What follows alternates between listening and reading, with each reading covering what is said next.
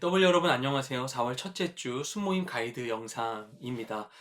이번 한 주는 고난 주간을 보내고 있습니다. 지금 제가 촬영하고 있는 목요일은 이제 고난 주간이고 촬영하는 시점에서 내일 금요일은 성금요일, 예수님께서 돌아가신 성금요일인 것이죠. 그리고 토요일 수모임 하는 경우도 있지만 주일날 수모임 하시는 경우에는 부활절에 수모임을 하게 될 것입니다.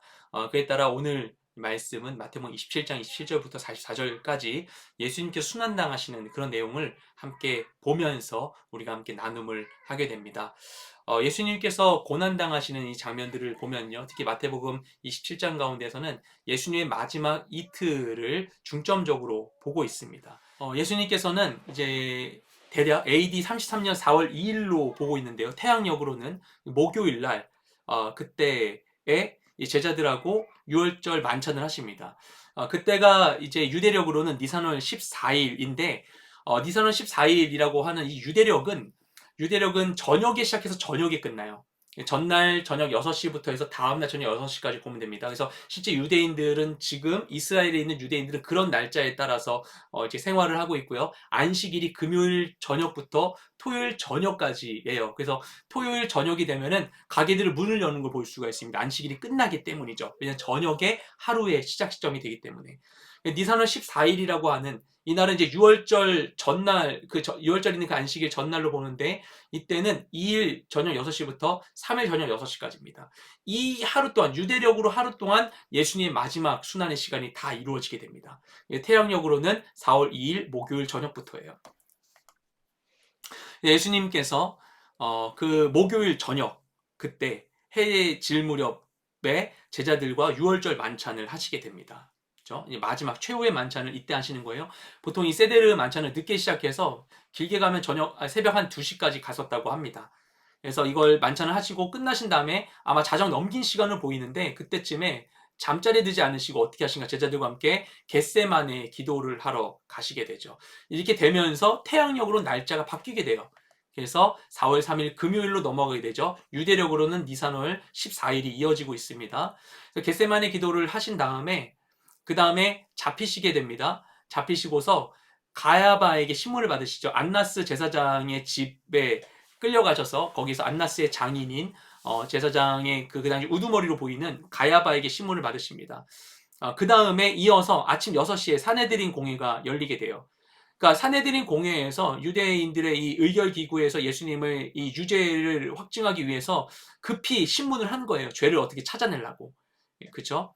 사내들인 공의는 이렇게 막 열리는 게 아닙니다. 굉장히 다급하게 열린 겁니다. 왜냐하면은 예수님이 안식일이 오기 전에 예수님 십자가에 처형당하게 하기 위하여서 긴급하게 사내들인 공의를 하고 그런 사내들인 공의를 하기 위해서 가야바가 신문을 이렇게 급히 했었던 것이죠. 그 다음에 바로 사내들인 공의에서 억지로 예수님의 이 죄를 끼워 맞춘 다음에 빌라도에게 첫 재판을 맡깁니다. 이때 빌라도는 이제 원래는 예루살렘에 사는 사람이 아니지만 유월절 때 몰리는 유대인들이 뭔가 폭동을 일으킬까 봐서 군대들과 함께 예루살렘에 있었어요. 가까이 있는 빌라도에게 가서 처음 예수님 맡기는데 빌라도는 이 문제에 끼고 싶지 않아서 예수님 원래 갈릴리 사람이니까 갈릴리 분봉왕인 이 헤롯 안티파스에게 넘기는. 헤롯 안티파스도 이때 예루살렘에 있었어요. 마침 헤롯 안티파스는 예수님한테 뭐 자기가 흥미로운 질문만 몇 개 하다 다시 빌라도에게 넘깁니다. 빌라도가 이때 예수님에게 사람들의 요구에 못 이겨 십자가형을 선고하게 되고요. 그리고 예수님에게 이 채찍질과 조롱과 핍박이 이어지게 되는 것이죠. 그리고 결국 예수님은 십자가를 지고 가셔서 오전 9시에 십자가를 달리시게 됩니다. 오전 9시에 십자가 달리시게 되고요. 보통 십자가에 달린 사람들은 오랫동안 매달려서 죽을 때까지 매달아놨어요. 길게는 2주 동안 살아있기도 했다고 하는데 예수님께서는 너무 많은 고초를 당하심으로 인해서 십자가 달리시고서 오래 가지 못하십니다. 그래서 결국에는 자정을 지나서 오후 3시에 숨지시고요. 그 다음에 장사 지내십니다. 그리고 6시가 되잖아요. 이 6시부터 이제 안식일이 시작되는 것이거든요. 그래서 이들이 예수님을 안식일 전에 이렇게 하기 위하여서 하루 동안 재판과 처형이 다 이루어지게 됐던 말도 안 되는 일이 그 당시 로마법으로도 유대법으로도 이루어지지 않는 일이 이루어지게 되었던 것입니다. 그래서 이 상황들 가운데에서 우리가 오늘 본문 가운데 함께 주목해 보고자 하는 것은 예수님께서 빌라도에게 이 십자가 사형이 선고된 다음에 조롱받으시고 채찍질 당하신 다음에 이 조롱 속에서 십자가를 지고 가셔서 달리시기까지의 상황, 그 상황이 오늘 본문에 기록되어 있죠. 이 내용이 중점적으로 다루고 있는 것은 무엇인가 하면 예수님께서 받으신 조롱과 모욕이었습니다. 예수님께서는 조롱과 모욕을 당하셔야만 했어요. 그렇죠? 예수님께서 이 조롱과 모욕을 당하셨는데 이 오늘 우리가 본 이 27장 27절부터 44절까지 말씀에는 총 4부류의 사람들이 예수님을 조롱하고 있습니다. 그렇죠? 가장 먼저 등장하는 것은 군인들이었고요. 그 다음에 등장하는 사람들은 이제 지나가는 사람들로 나오고 있는 대부분 유대인으로 보이고 있는 행인들이었었고요. 그 다음엔 유대인 종교 지도자들, 그죠? 그 대제사장들과 또 율법학자들과 장로들로 나오고 있습니다. 그 다음에는 마지막으로 예수님과 함께 못 박힌 그 죄인들이었던 것입니다. 그래서 이들의 이 태도들을 통하여서 예수님 당하셨던 그 조롱과 고난에 대해서 고민해 보는 것이 이번 말씀의 중요한 부분이라고 볼 수가 있습니다. 그래서 이제 총독의 군인들이 먼저 등장하게 되는데 가장 먼저 예수님을 이제 조롱한 사람들이 이제 군인들이에요. 총독의 군인으로 나옵니다. 그럼 총독의 군인은 어떤 존재들인가? 총독의 군인들이니까 이제 로마 병사들이니까 로마로부터 파견된 사람이라 볼 수 있는데 당시에 이 유대에 파견된 로마 사람은 로마 총독과 그리고 이제 장교들 그리고 일부 이제 행정 관리들 외에는 로마 사람 없었습니다. 그 당시 군대에 있었던 하급 이 병사들은 다 현지에서 조달된 사람들이었어요. 하지만 현지 가운데 그럼 유대인들이 있는가? 유대인들은 안식일엔 싸움이나 싸움 비슷한 걸 하면 안 되거든요. 근데 유대인을 제외한 유대 지역 사람들이었던 것입니다. 그렇죠? 유대 지역의 비유대인. 그러니까 헬라인들 또는 이 사마리아 사람들도 많았을 거고 보입니다. 특히 예루살렘에서 경비를 쓰는 사람들은 사마리아인들이 많았을 거로 생각하고 있습니다. 근데 사마리아인들은 유대인들과 굉장히 앙숙이었죠. 유대인들이 사마리아인을 천하게 여기지만 사마리아인도 유대인 너무나 싫어했어요. 이 바로 전에 로마에게 점령당하기 전에 하스모니안 시절 때 이 일카누스 1세라고 하는 왕이 유대인 왕이 사마리아 지역을 잔혹하게 점령한 다음에 그들을 강제 개종시키고 강제 할례를 시킨 바 있었거든요. 그런 역사들 때문에 그리고 그리심산에 있는 산상들을 완전 깨부쉈기 때문에 그래서 유대인들만 사마리아인 미워한 게 아니라 사마리아인도 유대인을 미워해서 서로 간의 이 테러와 이 미운 행위가 계속되고 있었습니다. 근데 이 병사들은 유대인들을 이제 감시하는 병사 일을 하면서 얼마나 유대인이 미웠겠어요. 그들이 주둔하는 이 안토니아 요새라고 하는 것은 당시 예루살렘 성전 바로 옆에 붙어 있거든요. 거의 높은 곳에서 예루살렘 성전을 바라보면서 유대인들이 경멸하고 있었을 것입니다. 이 사마리아뿐만 아니라 유대적인 비유대인들은 다 유대인들에게 이방인이라 해서 유대인들에게 차별받던 사람들이에요. 그러니까 굉장히 이들을 싫어했겠죠. 유대인들을. 그런데 유대인의 왕이라는 제목으로는 예수님 보았을 때 어떻게 했는가? 말씀을 보면은 이들이 예수님이 이제 형이 선고된 다음에 관저로 끌고 가서는 온 군대가 모였다고 해요. 모든 군대가 모였다. 그러니까 여러 사람 따라 이때의 이 빌라도의 군사가 몇 명인지 이제 보게 되는데 적게는 한 600명 정도로 추산하는 것부터 많게는 1200명을 추산하기도 해요. 로마 군대로서는 큰 규모는 아닙니다만 그 사람들이 함께 모여서 예수님을 조롱하고 핍박했던 것입니다. 엄청난 상황인 것이죠. 자신들이 유대인이 갖고 있던 모든 악감정을 예수님께 쏟아 부었던 거예요. 그럼 채찍질하면서 때리는데 굉장히 심했던 것으로 보입니다. 왜냐하면 이후에 예수님이 십자가도 제대로 지지를 못하고 그 골고다 언덕까지 거리가 그렇게 길지 않았을 걸로 봄에도 불구하고 제대로 가지 못하셨던 것이죠. 엄청나게 심한 학대를 당하셨기 때문에 그 십자가에 달리셔서도 쉽게 그 다리를 분질러 틀어서 빨리 죽도록 유도하지 않아도 예수님 이미 돌아가셨거든요. 그러니까 예수님께서 이미 피를 많이 흘리시고 고난 당하셨기 때문에 봅니다. 이들의 이 조롱과 핍박이 있었어요. 그죠? 예수님에게 로마 황제처럼 옷을 옷 벗긴 다음에 자주색 옷을 입히고 가시관을 대신 면류관 대신 이제 씌우고 왕의 지팡이 대신 갈대를 이렇게 들게 한 다음에 왕에게 하는 인사를 합니다. 왕에게 하듯이 막 절하고 인사하면서 낄낄대면서 예수님 조롱하고 침뱉고 때리고 했었던 것입니다.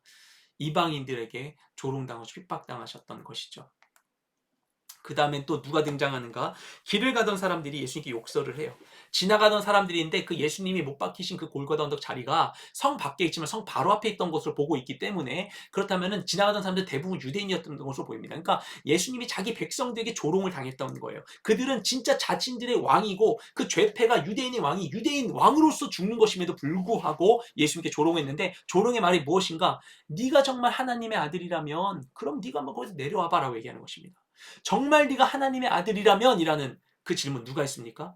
예수님 공생이 시작하실 때 광야에서 사단에게 시험 받으실 때 사단의 세 번의 질문이 다 네가 하나님의 아들이거든 이 아닙니까? 그것에 대해 예수님이 승리하셨죠. 사단이 그들을 통하여서 예수님을 조롱하고 있는 것으로 볼 수 있는 장면인 것이죠.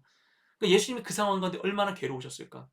또 하나 예수님을 조롱한 자들이 있었었는데 그 사람들은 유대인 지도자들이었습니다. 여기에 이 대제사장들과 율법학자들과 장로들이 나오는데 이 대제사장들은 사두개인들 그리고 율법학자들 바리새인이 아니겠습니까? 유대인의 종교 지도자인데 이 둘은 유대인 안에서 서로 상충된 사람들이었어요. 정치적으로 종교적으로 서로가 맞지 않아 가지고 서로를 경계하고 서로를 이렇게 그쵸?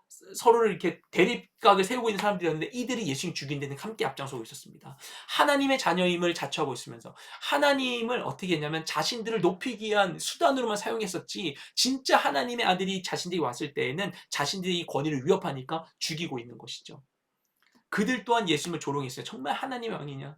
정말 유대인의 왕이냐? 하나님의 아들이냐? 라고 하면서 예수님을 조롱하고 있었던 것이죠. 마지막으로 예수님 또 조롱했던 자들은 누구인가 하면은 함께 못 박혔던 강도들입니다. 강도들이라고 번역되어 있지만 그들을 표현하고 있는 그 헬라어 원어가 직역하면 무법자란 뜻이고요. 또한 그들이 반역자에 많이 쓰이는 표현이에요. 바라바, 예수님 대신 노임받았던 바라바도 그런 표현이 쓰였습니다. 그런데 이들이 아마도 정치범이 아닐까라고 생각을 하고 있어요. 왜냐하면 특히 십자가형은 정치범에게 주로 행하는 그런 형벌이었기 때문인 것이죠. 그러니까 반역을 저지른 자들에게 반역을 저지른 자들에게 그 로마는 이 십자가형을 계속 했었어요. 유명한 사건이 그 미드 스파타쿠스에서도 스파타쿠스가 주도했던 그 노예들의 항쟁에서도 결국 그들 6천 명을 다 십자가형을 동시에 처형하게 되는 것이죠. 유대인들은 특히 십자가형을 많이 당했던 사람들입니다. 그래서 유대인들은 십자가를 정말 많이 당했었고 예수님 사건 이전에도 유대인들 십자가형을 대대적으로 뭐 몇백 명, 몇천 명 단위의 십자가형들이 있었고요. 나중에 예루살렘 멸망할 때도 그런 대대적인 십자가형이 진행됐습니다. 이게 왜 그렇게 된 거냐면은 이 피시배 계층들을 두렵게 하고 다시는 대들지 못하게 하려고 그렇게 하는 것이거든요. 그래서 예수님이 못 박는 것도 십자가형으로 못 박게 되는데 근데 옆에 다른 정치범들이 있는데 그 로마 그 군인들이 그 이 정치범과 똑같은 죄인들의 한 사람인 것처럼 예수님을 그렇게 조롱하고 있었던 것입니다. 그리고 심지어는 못 박힌 자도 자긴 죄인임에도 불구하고 진짜 죄인임에도 불구하고 예수님을 조롱하고 비난하고 모욕하고 있었던 것이죠. 중요한 것은 예수님의 이 모욕당하는 모습만 계속 집중하고 보여주고 있는데 이 가운데 우리가 함께 봐야 되는 중요한 부분은 예수님이 왜 그 모욕을 당하셔야만 했다는 것이죠. 왜 이 모욕을 당하셔야만 했는가? 예수님께서 몇 군단에 되는 그 천사들을 동원하여서 이길 수 있다고 말씀하셨던 분이심에도 불구하고 우리를 구원하시기 위해서 그러신 것이죠. 우리를 구원해야 되는데 세상이 죄로 가득하기 때문에 예수님을 알 수 없는 그 세상을 위하여서 예수님께서 이런 모진 순환을 겪으셔야만 했었던 것이죠. 정말 예수님이 당하실 필요가 없는 너무나 괴로운 이런 모욕들이었지만 그런 사람들의 조롱이었었지만 하지만 그래야만 하는 이유가 있었기 때문에 하나님 부르심이 있었기 때문에 예수님 그것을 감당하셔야만 했었던 것입니다.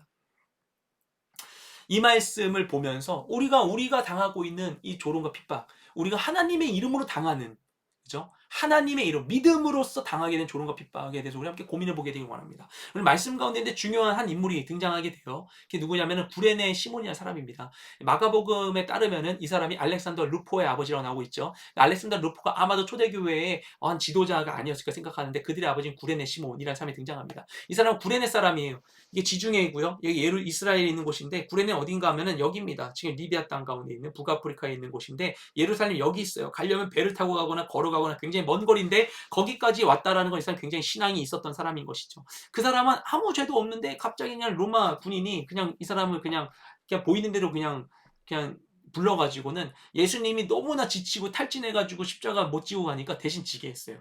그 사람 역시도 아무 잘못도 없는데 예수님의 십자가를 지면서 이 예수님이 고난당하신 예수님이 헉헉대면서 가고 계신 예수님의 그 온기를 느끼고 또한 예수님을 향한 사람들의 그 모든 비난들을 함께 마주하고 있었습니다.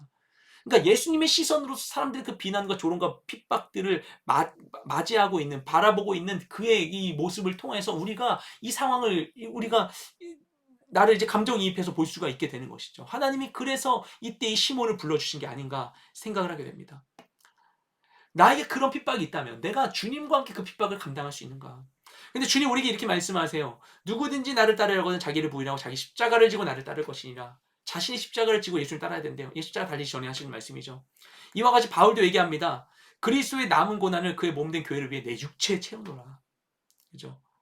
우리가 주님을 믿으면서 우리가 고난당할 수 있어요. 믿음으로써 믿는다는 이유 때문에 고난당할 수 있어요. 조난당할 수 있어요. 특히 요즘 코로나로 인하여서 기독교에 대한 한국 사회에서 이런 인식이 너무나 어려운 상황들 가운데에서 우리가 그 가운데 고난당할 수 있어요. 여러분 믿지 않는 가족이나 친구나 직장 동료들에게 우리가 고난당할 수 있어요. 그 상황 가운데 우리가 어떻게 마주해야 될 것인가? 어떻게 행해야 될 것인가? 그 고난을 어떻게 해석할 것인가? 예수님을 봄으로써 내가 어떻게 가야 될지를 함께 우리가 고민해보고 기도하는 시간이 되기를 소망합니다. 이번 수모임을 통하여서 고난당하신 예수님을 깊이 묵상하고 부활하신 예수님의 은혜에 더 깊이 참여하는 우리 모두가 되기를 소망합니다. 네, 이번 주 고난주간 관련된 설명 때문에 좀 더 길어졌지만 여러분 유익하게 잘 보시고 수모임에 잘 임하시면 좋겠습니다. 네, 은혜로운 수모임 되세요.